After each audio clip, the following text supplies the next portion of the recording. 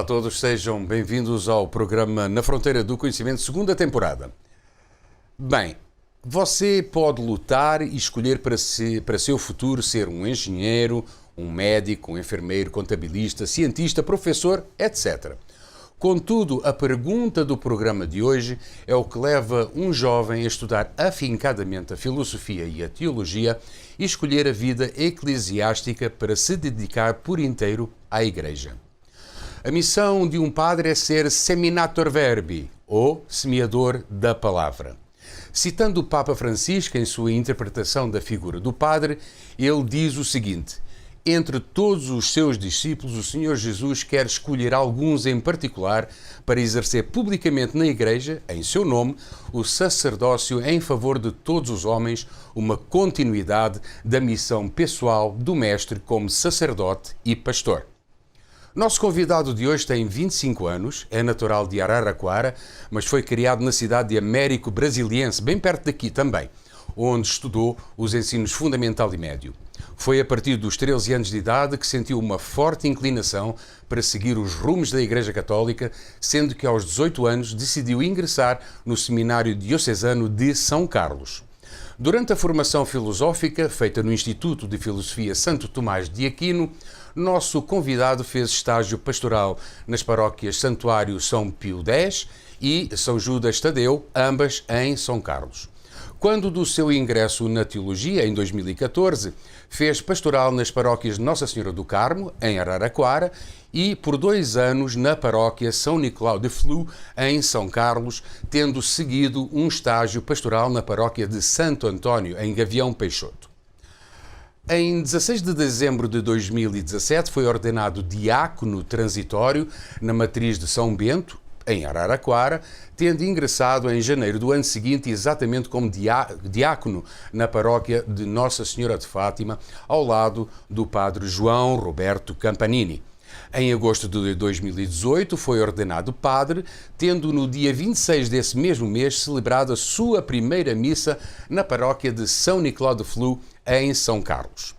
Em 1 de janeiro de 2019 foi nomeado pároco da paróquia de Nossa Senhora de Fátima, aqui na nossa cidade, onde tem surpreendido a comunidade com uma atuação muito tranquila, com muita juventude, mas também com muita maturidade, disseminando a palavra e congregando junto a si, de forma muito serena, toda a comunidade católica local. Nosso convidado de hoje é Jonas Rafael da Silva, ou simplesmente o Padre Jonas. Meu querido Padre, espero ter acertado no seu currículo. Espero não ter cometido nenhuma gafe. Padre Jonas, primeiro que tudo, muito obrigado por ter aceito este nosso convite. É muito bom tê-lo aqui. Vamos explorar um pouco essa sua vida, essa personalidade forte que, embora sendo jovem, é essa personalidade que nos contagia. Baseado em sua história de vida, eu gostaria de saber como é que surgiu esse despontar, essa inclinação para seguir os caminhos da Igreja apenas com 13 anos de idade? Olha, posso dizer assim, minha família, por mais que seja de origem católica, não é? A minha mãe, sobretudo, sempre foi bastante engajada na igreja, sendo catequista, inclusive minha catequista, quando criança. No entanto, de criança eu nunca fui a criança mais católica, não, mas mais dada à busca da religião. Tanto que, como você bem disse, somente aos 13 anos que eu tive essa experiência que fez com que eu caminhasse na igreja. E foi muito interessante. Comigo as coisas, desde essa época, sempre aconteceu com de maneira muito precoce. Por exemplo, eu fui a um retiro de jovens com essa idade de 13 anos, em 2006, lá em Américo Brasiliense. Um retiro na época de férias, em julho. E no retiro eu era o mais jovem do retiro, daqueles que faziam, com exceção dos filhos, das pessoas que estavam organizando.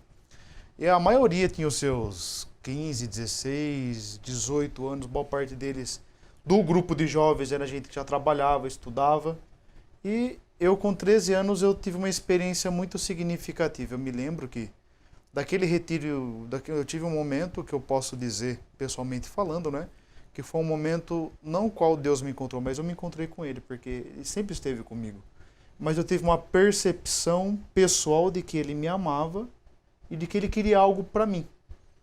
mas num primeiro momento não queria ser padre. Mas, desculpa, que tipo de percepção foi essa? Foi uma experiência, assim, não consigo traduzir talvez em palavras, mas eu me recordo que em um dos momentos de oração eu comecei a chorar e senti um amor muito grande dentro de mim. Uma leveza como nunca tinha sentido. E a partir desse momento, assim, a experiência de Deus para mim não ficou mais algo temático, mas um acontecimento mesmo. Eu sinto que naquela limitação, na simplicidade da América Brasileira, numa escola, Deus visitou meu coração. Legal. E eu tinha somente uma certeza, eu senti um desejo muito grande de servi-lo em alguma coisa. Uma vontade de algum modo, me sentir útil. Tanto que a partir daquele momento, com 13 anos, imagina, eu lembro que o pessoal brincava, ria depois de mim, porque eu era muito criança perto deles e eu sentia essa necessidade, essa vontade de viver. Então é aquela coisa, por ser muito novo, então, num primeiro momento, as pessoas não deram a devida atenção porque pensaram que apagaria. Porque é natural, por exemplo, um menino de 13 anos começa com isso, fazendo, eu sempre fui muito assíduo e muito intenso em tudo que fiz. Então, quando eu coloquei isso como meta no meu coração, eu fui com toda a intensidade possível. Até que depois eu vou comentar, com 18 anos, ficou muito intenso e, de fato, Deus de pouquinho foi mostrando para mim qual era o caminho onde canalizar essa intensidade. Mas o ser padre não foi nesse primeiro momento. Eu lembro que em alguns momentos eu sentia a inclinação para o ministério porque eu conhecia do movimento todos os padres, sabia, lia, fazia, procurava. E para mim muita coisa foi muito precoce. Por exemplo, com 13 anos eu tive essa experiência, com 14 anos depois eu fiz um retiro de carnaval, comecei no grupo de jovens. Com 15 anos já estava pregando no retiro de carnaval. E envolvido bastante na época na renovação carismática, comecei a pregar até para fora, em outras cidades ali pertinho, às vezes Araraquara, Boa Esperança. Tinha essa assiduidade em mim. Até que, aos poucos, a vida foi gradativamente exigindo de mim um passo cada vez mais concreto e maduro. Eu fui sentindo a necessidade de viver uma vida mais radical no que se refere ao segmento de Jesus. Quem me conheceu naquela época atrás, eu fui muito radical e muito intenso. Sério? Não que eu não seja hoje, É. mas como era naquela época, por exemplo, vou contar uma coisa aqui. Antes de vir ser padre, de vir entrar para o seminário, eu passei num curso de mecânica para poder ir na missa do dia em Araraquara, que não tinha missa do dia em América. Tinha só as quartas e aos finais de semana. E eu passei nesse curso. Então, o meu objetivo era ir à missa todos os dias. E foi uma época que eu fazia muito jejum. Então, de segunda, quarta e sexta eu fazia jejum praticamente absoluto. Eu ficava da meio-dia ou da 1h até às 6 da tarde na igreja São Bento rezando. Ficava 4h30 perto da missa, depois acabava a missa, ficava mais um pouco e depois ia pro curso. Então, eu fiquei 6 meses nessa vida, ininterruptamente, todos os dias. E foi ali que foi surgindo, assim, de maneira mais concreta e visível, o que eu queria para mim. Aí, em 2010, que foi esse ano, quando eu completei 18 anos, que eu decidi entrar no seminário. E foi que eu entrei no seminário, uma caminhada que teve uma importância significativa na minha vida. Eu aprendi a ser homem lá, aprendi a nível de responsabilidade, a nível de muita experiência significativa. Até brincava com meus formadores que se quando eu fosse mandado embora do seminário, eu sairia feliz e realizado porque eu aprendi muito. Entendi. A igreja foi muito boa. Nesse seu caminho, aos 13, 14, 15 anos, quando você afirma que até assumiu um certo extremismo, não é? Sim. Houve alguém que chamou a atenção, alguém que disse assim, cara, tá exagerando, não é bem assim. Ou não? Ou deixou fluir porque também há uma relação sua também com os padres. Sim. Que o encaminharam, que o guiaram. Houve alguma coisa desse género? Chamaram-te a atenção ou não? Assim, evidentemente, quando eu ia nas confissões, até a confissão eu procurava com muita frequência, né? Os padres é que eu sempre eu tenho uma personalidade, assim, muito que eu faço é muito introspectivo e não é tão... Eu não sou, assim, muito exposto nessas situações. Então, muitas das realidades que eu vivia não era percebida porque era muito no silêncio, né? Muito na tranquilidade. Então, os excessos, as pessoas não sabiam. Não sabiam. Eu sempre fui muito senhor de mim nesse ponto. Sempre fui de fazer. Se resguarda, né? Sempre fui muito nesse ponto. Então, mas os padres, eu me recordo um padre redentorista, eu comecei a ler João da Cruz, São João da Cruz. Até hoje, eu cito bastante das místicas, eu gosto muito de São João da Cruz. Só que São João da Cruz passa um itinerário de vida espiritual bastante exigente. Pra você ter uma ideia, os budistas leem São João da Cruz. Por causa do caminho de superação de tudo aquilo que é humano, em termos de paixão, de gostar, de sentidos, para uma vida completamente dependente de Deus, onde não há mais apego algum. Os budistas, que é uma corrente espiritual até ateia, né? Isso. Só que procura essa superação a fim de que se atinja um estado no qual você não é submetido a nada. Eu comecei a ler isso. Aí o padre ficou preocupado, evidentemente. Eu comecei a falar com ele, então exagerava. Aí ele falou assim, fala o seguinte, filho, lê a história de uma alma Teresa do Menino Jesus. Eu li numa semana, outra eu voltei para conversar com ele. Eu queria de todo jeito voltar. Então, mas aí aos poucos a própria vida foi mostrando. Eu acho que nesse ponto, quando a gente tem a sensibilidade de escutar os sinais dos tempos, a vida, os padres que Deus põe no caminho, você vai percebendo.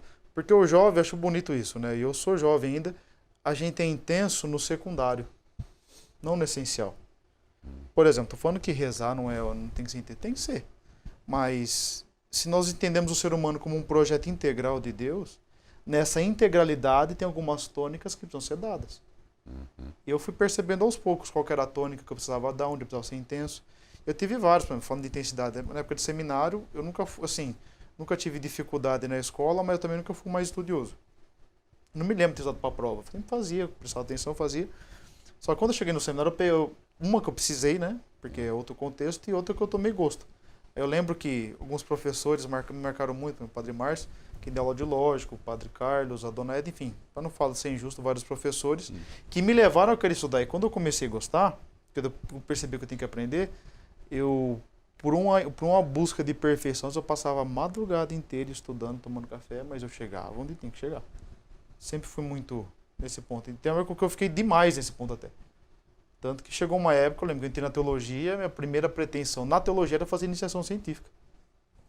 Era fascinado. Tanto que eu fiz 3 projetos de iniciação científica lá. Sério? Eu brincava com o povo quando eu entrei nos congressos com o pessoal. Eu falei, olha, se eu vou ser especialista em alguma coisa, eu não sei, mas em iniciação científica... Eu sei que eu fiz 3, né? Padre Jonas, já falou da experiência positiva que foi entrar no seu seminário diocesano de São Carlos e nas instituições que se seguiram. Essa sua entrada nos seminários e nessas instituições, você teve medos, você teve reflexões mais profundas, desânimos, arrependimentos, ou foi tudo um mar de rosas assim? Entrou? Não, imagina. Como é que... Me conta um pouco, conta para nós um pouco dessa tua experiência. Não foi, porque o que acontece? Quando você tem 18 anos, você não percebe a sua imaturidade, você vai perceber depois. Hoje, 18 anos, eu falo assim, antigamente 18 anos, meu pai e minha mãe com um pouco mais de idade casaram, já estavam formados, enfim. Com 18 anos, você é muito imaturo. Muito imaturo, muito imaturo. E até um pouco desses exageros, né? Então, algumas questões, quando eu entrei, eu não tinha em mim. Por exemplo, eu não pensava com 18 anos, olha, parte de família, tudo mais, era algo tudo mais sumário. Então, eu estava vivendo aquele momento. Só que chegou uma hora que eu fui amadurecendo e crescendo como homem também, que eu falei, nossa, eu me sentia vocacionado a ser um pai de família. Eu pensava que eu não tinha vocação por sentir isso. Eu falei assim, bom, acho que no caminho meu não é esse. Porque se eu tenho essa inclinação por ser um pai de família, talvez não tenha vocação. Isso eu fui resolver na teologia. Uma vez nós apresentamos, inclusive, nem vou entrar porque depois acho que você me perguntar nós fizemos um trabalho sobre o celibato.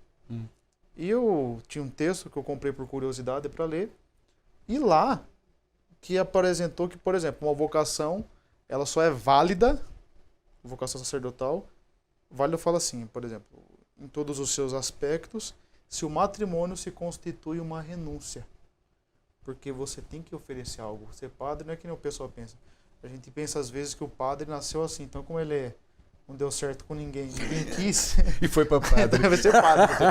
Aquele menino. Tem até um monte de brincadeira. Então, o pessoal chega assim, mãe que chega você quer ser piada. Fala assim, seu padre, meu filho não deu certo na vida, não gosta de estudar, não gosta de trabalhar, não gosta de falar. Não, vai pôr degredo, mas vai ser degredo. Vai ser padre, não. E depois que eu fui entender isso, mas evidentemente eu tive crise com isso, crises pessoais e espirituais, de melhorar minha vida de oração. Teve uma época, eu sempre gostei, chegou a ser que a autonomia. No seminário, o que você tem tudo menos autonomia. Então, por exemplo, não falta nada, não é uma vida sacrificada nesse sentido, mas você não tem, por exemplo, a possibilidade de se sentir, eu recebo aquilo que é próprio pelo meu trabalho, eu vou fazer isso. Não. É uma vida, lógico, tem sempre uma ajuda de custo, alguma coisa ou outra, mas é uma vida bastante subsidiada. Então chega uma hora que você, conforme você vai amadurecendo, essas questões vão... Mas é sempre uma coisa que eu tenho muita clareza. Toda escolha implica renúncia. Então, se você tem clareza do seu caminho, esse caminho vai implicar necessariamente em renúncias. É isso. Mas eu levei assim, esse ponto aí. E a sua ordenação como padre levou o padre Jonas até à paróquia Nossa Senhora de Fátima. Padre Jonas, você entra na paróquia, substitui o padre João Roberto. E assim, nesse momento eu posso lhe perguntar quais são as características dessa paróquia e que tipo de dificuldades é que você encontrou quando assumiu este cargo? Olha, assim, a paróquia Nossa Senhora de Fátima, ela é uma paróquia bastante privilegiada a nível de público de povo, um povo muito bom. Eu só brinco muitas vezes que nós temos muita frequência e pouca pertença. Porque acho que devido a onde ela está situada, a frequência é bastante grande, tanto que semana, às vezes eu paro aqui correndo, sempre tem alguém para conversar, para falar, isso é muito bom.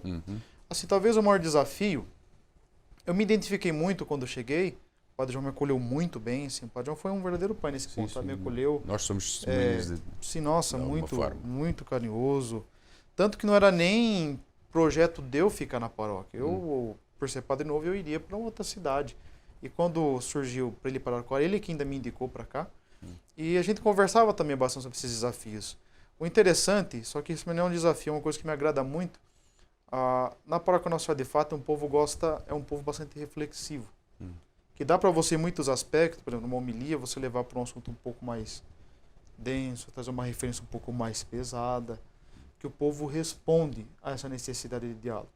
No entanto, essa própria necessidade de diálogo é um desafio, porque você precisa ter uma palavra, e não qualquer palavra. Porque é interessante, às vezes, aconteceu mais de uma vez, o pessoal fala, padre, o senhor falou isso aqui, mas eu não concordei com o senhor. O senhor pode me explicar isso aqui? Explicar para a pessoa, mas isso para mim eu gosto. É um desafio para você. É um desafio interessante, porque te dá a possibilidade de você explicar melhor um ponto que você apresentou ali. Entendi. Então, talvez o maior desafio nosso é nós tentarmos trazer essas pessoas para mais perto. Como? Criar, por exemplo, pastorais, porque é um povo de frequência, mas não é um povo que eles não tem pertença porque não quer. Porque muitas vezes não tem uma pastoral correspondente para ajudar um movimento. Agora, por exemplo, nós começamos, eu percebi que ali nós precisávamos de uma pastoral de acolhida. Para a pessoa, por exemplo, acontece muita pessoa vem, primeira vez que vem, não sabe onde se situar, onde se sentar. Nós começamos a pastoral de acolhida recentemente, está com mais de 50 membros. Então o povo tem uma frequência boa. Acho que o desafio maior é a gente saber como acolher melhor essas pessoas. Um desafio que eu preciso superar, que é fundamental, é o de estar mais para a escuta. Nossa paróquia é uma paróquia que acho que todo mundo, mas que a procura por atendimento é muito grande. Essa semana eu fiquei para Aparecida fora, falei assim, pá, tem 17 aqui para o senhor encaixar. Eu falei, não, você arruma um lugar para esse povo aí, para ver esse povo. Então, minha ideia é, contando com os padres que têm me ajudado, sobretudo o Padre Toninho e o Padre Pedro, o Padre Zezinho esporadicamente, pôr sempre um padre ali para estar ouvindo as pessoas. Porque a procura é muito intensa por atendimento e graças a Deus. Mas deixa eu só colocar aqui uma questão. A procura é muito intensa, é uma procura pela igreja, uma procura pela palavra, mas não será só também uma procura pela palavra do Padre Jonas? Acho assim, é evidente, tem alguns que procuram porque se identificou com alguma missa, mas às vezes vai gente que não sabe que eu sou o Padre Jonas, que sou o padre lá. Tanto que às vezes eu ando muito de eclésia, mas o povo pensa que eu sou todo tradicional, não, porque eu tenho 25, 26 anos, se a pessoa tem pessoa que não acha que eu sou padre. Tempo atrás o Padre João estava aqui, ainda, ele falou assim, um rapaz falou, padre, quando tá atendendo confissão aqui? Eu falei, não, todo dia a gente atende. Ele falou, não, que outro dia eu cheguei aqui e não tinha para atender. Eu falei, tinha. Ele Eu falei, não, eu vi um menino sentado lá, conversando com o pessoal. Eu falei, não, aquele lá é o Padre Jonas. Então, mas a pessoa vai, não sabe que eu... Porque passa por ali. Eu já aconteceu de, às vezes, por exemplo, eu estar ali, e um defeito que a gente tá sempre correndo, a cabeça muito agitada, né? E a pessoa parar e falar assim, padre, pelo amor de Deus, eu tô desesperado, eu preciso de uma palavra. Eu tava indo, eu não vou fazer a denominação, eu tava indo no fulano, tá em tal lugar, que é um lugar que não é propriamente da nossa espiritualidade. Eu preciso de uma palavra, padre. E precisava de uma palavra, precisava estar lá. Então não é o Padre Jonas sempre, mas evidente que tem quem se identifique comigo, como eu lembro quando estava aqui, quando estávamos o Padre João e eu, o legal é que a gente levou isso com muita naturalidade. Então tinha um povo que gostava do Padre João. Porque quer queira, quer não, por exemplo... Você cria laços, né? Dependendo, por exemplo, eu imagino um casal hoje, graças a Deus, talvez que pelo meu jeito, a pessoa acaba não se sentindo insegura por isso, mas... por exemplo, imagina, você está com um problema no seu casamento lá, alguma coisa, aí está o Padre João e eu. Tá eu com 25, 26 anos, então o Padre João. Evidentemente que a pessoa vai se sentir muito segura em falar por causa da experiência. Eu lembro que Dom Eduardo dizia, hoje o Dom Eduardo, quando era padre Américo Brasilense, o rapaz chegou e falou assim, padre, vou conversar com o senhor não, viu? O senhor não tem idade para me aconselhar não. Eu vou falar com outro padre, o senhor é muito novo. Falou isso. Então isso acontece, mas eu acredito que falta e nós estamos até com uma proposta de que, por exemplo, uma sexta-feira no mês, estender noite e madrugada dentro, se precisar, para escutar as pessoas. Para escutar as pessoas, né? Mas tem esses dois lados. Um precisa de um padre, uma presença ali, talvez uma confissão, e outra também de atendimento, que eu preciso me organizar para atender cada vez mais as pessoas. Diante desse cenário, como é que é a sua vida na paróquia? Que tipo de responsabilidades mais preocupa você?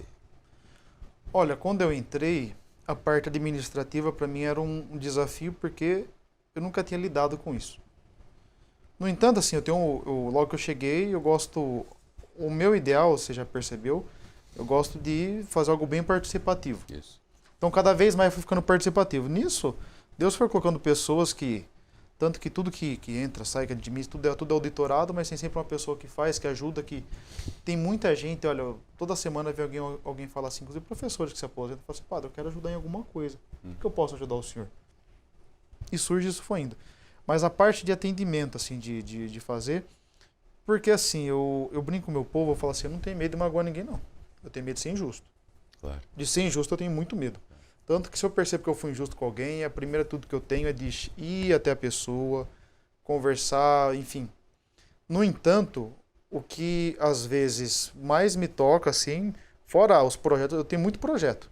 Eu brinco com o povo, falo, vocês vão me conhecer quando eu sair, porque eu tenho muita coisa, eu estou vendo lá na frente.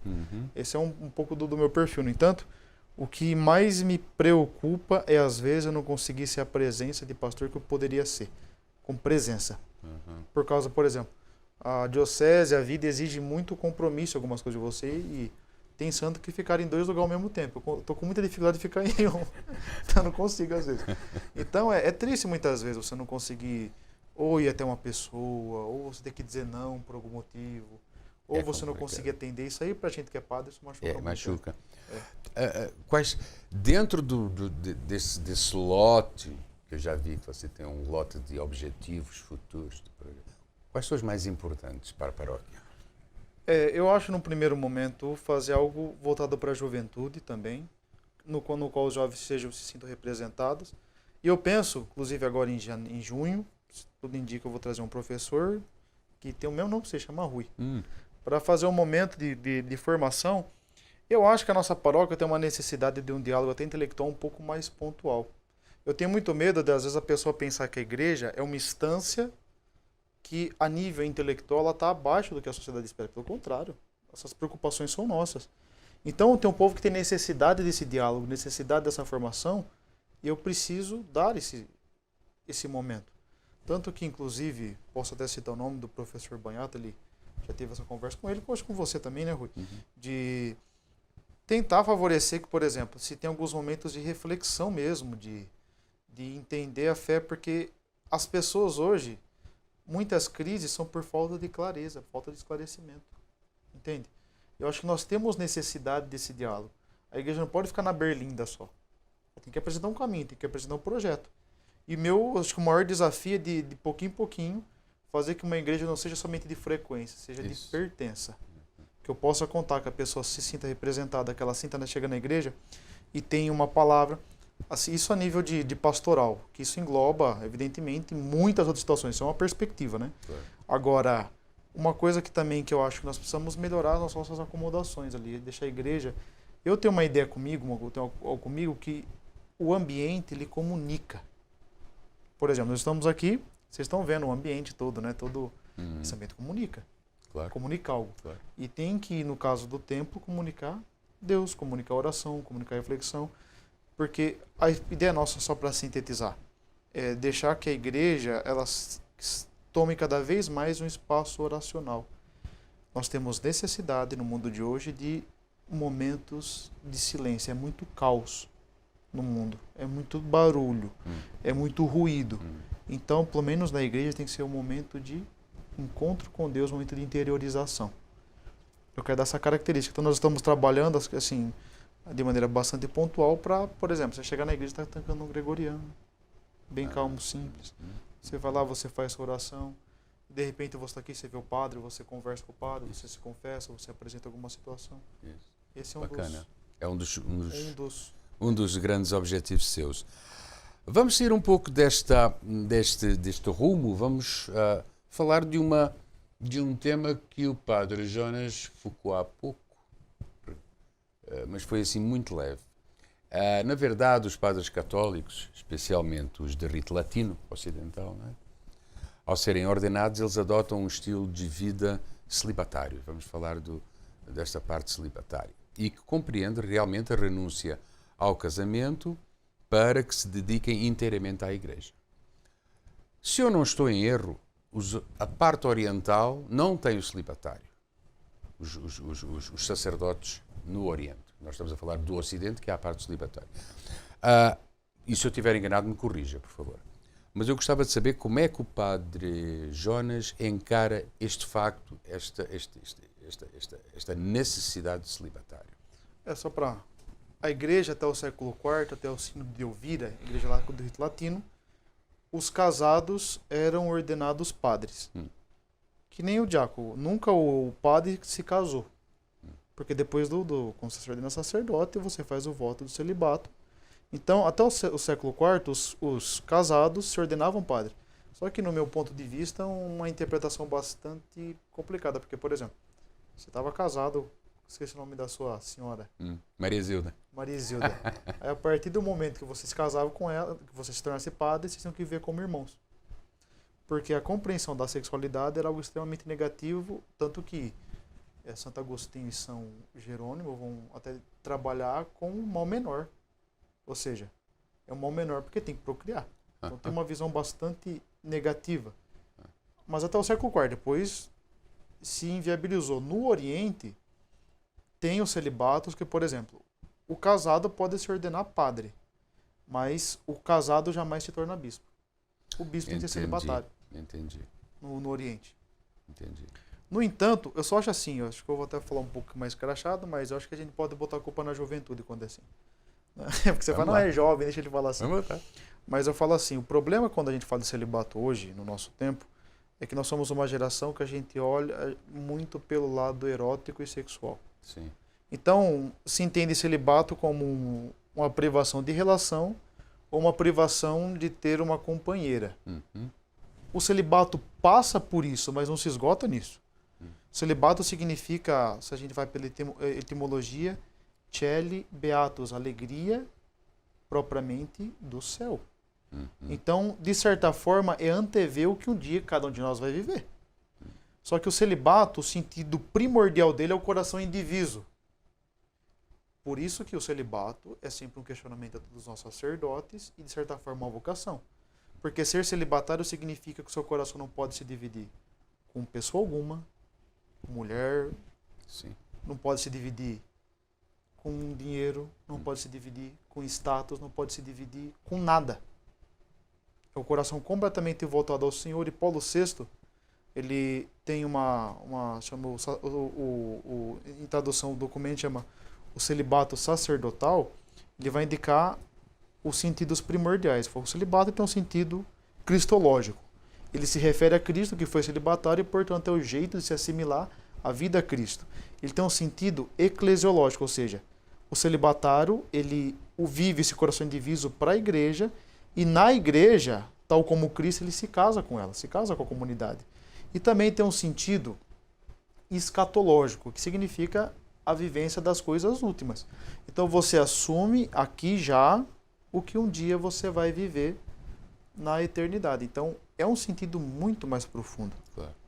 Entende? E que você Sim. conseguiu, obviamente que você se embrenhou nesse... Isso. É evidente, por exemplo, você tem que ter... O ser humano é um ser integral, por exemplo. Então, tudo que existe no homem potencialmente tem em mim também. Claro. Então, é uma vida que você tem que olhar as escolhas e renúncias e achar momentos de alegria, por exemplo. Às vezes o povo fica com dó de padre e fala assim, o padre fica sozinho. Eu falo, não, é uma alegria para ficar sozinho às vezes. É uma graça, não tem problema com não. Tão jovem. Esta questão não estava no roteiro, mas eu vou espicaçar aqui. Nós nos encontramos aqui há uns meses atrás, você vinha disfarçado. A paisana também. Fazendo uma caminhada, com bonezinho, óculos escuro, fone de ouvido, devidamente equipado para fazer a sua caminhada. Mas eu não vou falar da caminhada, vou falar assim, que tipo de música é que você estava escutando? Que tipo de música é que você gosta? Porque eu estava vendo você com os foninhos, você é um apreciador de que música? Olha, ultimamente eu tenho bastante eclética, assim, eu tenho escutado bastante música própria nossa, por causa do grupo de oração e tudo mais. Eu gosto, assim, na verdade, eu gosto de música boa. Bem tocada, bem... Então, dos diversos gêneros, aquilo que não é só barulho, eu gosto. Mesmo assim, por exemplo, assim, se tiver um sertanejo bem tocado, eu gosto de ouvir. Legal. Se tiver mesmo parte de um rock bem tocadinho, mas é mais difícil. Aquele dia que você me viu, quando eu vim, eu aproveitava para rezar o terço. Tô falando porque eu tô aqui não. Então eu escutava música clássica. Legal. Porque como não tem, às vezes, é só instrumental, não tem palavra, não dispersa. E é muito mais agradável o barulho de uma música clássica do que o barulho dos carros passando. Foi só apenas uma Mas eu gosto muito de música clássica. Gosto para estudar, para... É música clássica. Gosto também. Sua onda é música clássica. Mas assim, não, mas escuto... Claro, escuta um bom rock, né? Sim, por exemplo, o que é mais geral, por exemplo, sertanejo, eu não sou o maior fã, mas tem aquele do Chitãozinho e Chororó ainda, que é o Sinfônico, que é maravilhoso. Legal. São pequenos pormenores que a gente vai tentando espicaçar aqui durante o nosso programa. A Igreja Católica no mundo tem perdido fiéis ao longo das décadas. Isto é um facto, todo mundo sabe disso. O surgimento de outras confissões religiosas e alguns episódios que abalaram as estruturas da Igreja poderão estar eventualmente por trás dessa perda de fiéis. Não vamos falar sobre isso. Isto é apenas um mote para eu lhe perguntar de que forma é que você acha que a Igreja Católica pode atrair ou recuperar os seus fiéis. O que eu vou dizer, talvez um cristão mais tradicional talvez não concorde. Eu lembro quando fazia iniciação científica, a gente falava muito de secularização. Secularização, que é um problema que nós vemos aqui, mas acho que talvez na Europa é mais pontual isso. Só que a secularização lá ainda é vista de maneira bem negativa. Em alguns lugares, como oposição religiosa. Hoje, alguns teóricos identificam que não é necessariamente opostas, mas são complementares, se dialogam. Mas eu prefiro entender esse momento como momento de pedido de purificação da igreja também. Não entender essa saída meramente como algo assim, olha, quem saiu é ruim, isso aqui e tal, mas se perguntar, por que estão saindo? Então, exatamente. Por que a gente não está conseguindo mais que essas pessoas se mantenham? Eu falo que falta para nós voltarmos à nossa essência, em todos os sentidos. A igreja não cresce, vai dizer o Papa Francisco, por proselitismo, mas por atração. E não uma atração a nível de espetáculo, mas uma atração a nível de testemunho. É que nós precisamos olhar os sinais dos tempos. Porque hoje, por fato de você ter o aparato institucional a seu lado, não significa que você vai ter sucesso disso. Mesmo o Papa Francisco, olha, ele talvez seja o exemplo mais contundente disso. Posso dizer, talvez eu erre, se tiver algum vaticanista que um dia vê isso aqui, mas 90% da popularidade dele não se deve, 90% acho que é muito, põe 60%, ao fato dele ser Papa. Popularidade é falentivo de ser ouvido, mas ao fato do testemunho de vida dele. Nós somos uma geração que tem necessidade de verdade. Então, por exemplo, quando você vê que a pessoa tem uma vivência, ou a igreja está vivendo aquilo que corresponde, nossa, é fantástico. Eu vejo aqui na igreja, ó. Por exemplo, se eu falo assim, Rui, isso é significativo. Nós precisamos comprar isso aqui. O povo ajuda. Mas se você vê o respaldo quando a gente vai fazer alguma coisa a nível de caridade, o povo é bom. Só que o povo precisa redescobrir na gente essa bondade, essa preocupação fundamental com aquilo que é essencial. Hoje se espera muito da pessoa, porque as instituições políticas, religiosas, a mesma família, ela está num momento de muita crise. Basta ver política, eu vejo, sem querer entrar em mérito desse ou daquele, todo mundo está desacreditado. Então nós estamos num mundo muito polarizado. E o que mantém a ordem é você ver uma pessoa que de certa forma ela sintetiza no seu jeito de viver aquilo que se espera dela. E o Papa Francisco é essa figura. A gente brinca que o Papa adentra na igreja, ele é bastante duro, graças a Deus. Então, às vezes, ele não é tão quisto, mas a nível de mundo, sim. E é quisto por causa da vivência dele, um homem que sempre teve uma vida despojada, desapegada. Isso. Não é? Viveu o seu celibato nesse sentido, não se divide com nada. Isso fala. Então, acho que o grande problema, mais do que ficar preocupado eu acho que não é o momento de ficar fazendo slogan, marketing para trazer, para atrair, não. Eu acho assim, é o momento de viver o evangelho. Cada um tem que diminuir a distância da minha vida com o evangelho, como cada um de nós, mas a igreja tem que crescer por atração, pela experiência de viver no seu dia a dia. E isso tem a ver com os jovens. Também. Essencialmente com os jovens. O jovem, sobretudo o jovem, necessita de referência. É a referência que ele perdeu. Perdeu. Porque, por exemplo, eu lembro quando ser padre, eu olhava os padres assim e guiavam a gente por ser esse padre. Me lembro na época, tem vários exemplos, mesmo padre que a gente via na mídia, assim, eram figuras que você olhava e você se espelhava. O jovem tem necessidade disso. Você vai perceber que é o jovem que é fã disso, é o jovem que é fã daquilo, o jovem tem necessidade de referência. Quando ele tem uma referência, ele vai para frente. Se de repente ele não tem, porque chega uma hora que você se torna, de certa forma, protagonista da sua história. Por mais que você tenha referências, mas hoje, se a gente parar para pensar assim, quem que é referência para o jovem hoje? Na igreja. É difícil você responder assim. Pronto. E o jovem tem um povo que segue para cá, para lá, mas não é complicado. E a gente precisava retomar isso aí, ser referência. Muito bem. Até este momento, já que falámos do Papa Francisco, como é que você interpreta até este momento o pontificado do Papa Francisco? É um pontificado bastante pastoral e de abertura às questões cruciais do nosso tempo. Há quem critique o Papa não é um teórico nesse sentido, assim, um homem que dos conceitos, né, apesar de ser um homem muito inteligente e definir muitos conceitos de tudo. Mas o Papa Francisco, até o Papa Emérito, o Papa Bento XVI, disse que ele é o homem da reforma prática. Porque ele tem uma sensibilidade pastoral assustadora, ele é muito bom. Então, eu acho que o Papa Francisco ele tem nos apresentado a essencialidade do cristianismo e assumiu a igreja numa época bastante complicada, de muitas crises, e as perspectivas fundamentais que ele tem lançado, elas têm tido um respaldo muito bom. Por exemplo, clareza, a lidar com os problemas com verdade, assumir os desafios que a igreja tem, a preocupação dele não é em expandir esse anúncio. E o que é interessante, o Papa Francisco ele é um homem de um temperamento muito forte, ele é muito intenso em tudo que faz e tem uma personalidade bastante forte.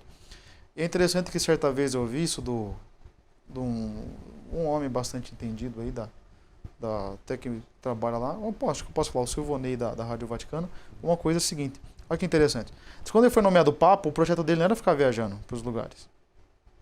Ele veio para o Brasil porque tinha que vir, estava marcado, mas o Brasil mudou ele. Ele não tinha dimensão tanto que ele era querido. E a partir disso ele começou a perceber a importância do que tem que se fazer. Olha como é um homem sincero. Ele não queria, mas percebeu que era bom e assim foi. Então ele é um homem que ama muito a igreja e eu acho que ele tem feito um bem muito grande porque ele é uma figura de segurança. O Papa Francisco é uma figura de segurança. É uma figura que ele é capaz de atrair, é uma figura que é capaz de guiar a igreja com uma maneira muito serena, tranquila, firmeza. Ele está dando um rumo para a igreja, na escolha dos bispos, dos cardeais, nas diversas estruturas que ele tem mexido. Na resolução dos próprios problemas do Vaticano. Eu dizia que ele é perspectivo, assim. Ele está abrindo perspectivas que vão ser aprofundadas ao longo do... podemos dizer que o Papa Francisco será, ou poderá ser catalogado, não, mas poderá ser entendido como um dos melhores papas que já passou pelo Vaticano? Pode, sim. Um dos grandes papas, sim. É que nós temos papas, assim, ao longo do percurso aí bastante significativos ao longo de toda a história da igreja, né? Mas na era contemporânea, por exemplo, o João XXIII, um Paulo VI, que foi um homem que... Então ele tem bastante concorrência nesse ponto aí. Tem o próprio João Paulo II, Bento. Isso, tudo. João Paulo II. Mas foi pode o que ser marcou, um né? dos grandes ali. Que marcou. Ele tem algumas coisas que só ele fez mesmo. Isso aqui vai ficar na história. Por exemplo, a visita a Abu Dhabi. Nenhum outro. É um marco. Sim, só acho que a última vez era... Eu não vou falar a data mas 780 anos atrás aconteceu isso aí. Então ele tem umas coisas bastante significativas que ele vai marcar significativamente a caminhada da igreja. Então, sobretudo nesse tempo contemporâneo mais presente nosso aqui, o Papa que vier vai lidar, a gente brinca com o fantasma dele, né? Porque quer queira, ele deu um ritmo na coisa. E ele é um homem que ele vai longe ainda. Muito bem. O nosso programa está praticamente no fim e eu não resisto, aliás, porque estamos perante o Padre Jonas, de deixar as câmaras abertas, perfeitamente à vontade, para que ele possa, talvez, deixar uma mensagem de esperança a todos aqueles que estão nos assistindo. As câmaras são suas, Padre Jonas. Bom, o que eu queria deixar para vocês e agradecer a oportunidade ao Rui, também da TV USP, é que nos diversos conflitos da vida nós não nos sintamos reféns, mas, de certa forma, protagonistas da nossa história. Eu costumo dizer que as circunstâncias, às vezes, condicionam muito a nossa vida. Que as circunstâncias não possam ser condicionantes à sua vida, mas sempre uma ocasião para pensar a vida além. Circunstância passa, problema passa, dificuldade passa. Tenha a sensibilidade de olhar a vida como um conjunto. Às vezes nós sofremos porque nós olhamos a vida de maneira muito pontual. Tá ruim aqui, tá ruim ali, por tá ruim aqui e ali, a gente está tudo ruim. Mas se nós tivéssemos a sensibilidade de olhar o contexto, o redor, perceber quantas coisas boas Deus nos permite viver e quantas coisas boas Deus permitirá ainda viver, nós seremos muito mais felizes. E uma palavra que eu queria deixar para vocês: não tomar decisão em momento de crise, em momento de dificuldade circunstancial. Deus, como o Papa Francisco nos fala, sempre nos surpreende, que nesse dia de hoje ele possa surpreender você, dando novo brilho, novo sentido na sua vida, sobretudo até porque agora no final de semana celebramos Pentecostes, a descida do Espírito Santo, que esse Espírito Santo visite sua vida e você tenha essa experiência fundamental de Deus que é capaz de dar sentido a você em todos os momentos. Muito obrigado, Padre Jonas, por ter nos visitado aqui nos estúdios da TV USP e por ter participado neste programa. Programa que vai ficando por aqui, restando agradecer uma vez mais ao nosso Padre Jonas por sua presença nos nossos estúdios e por ter partilhado a sua história de vida. Brás José Muniz, Anderson Muniz e Marcelo Firmino constituem a equipe de produção que levou até você este programa. Até para a semana, de São Carlos, Rui Sintra.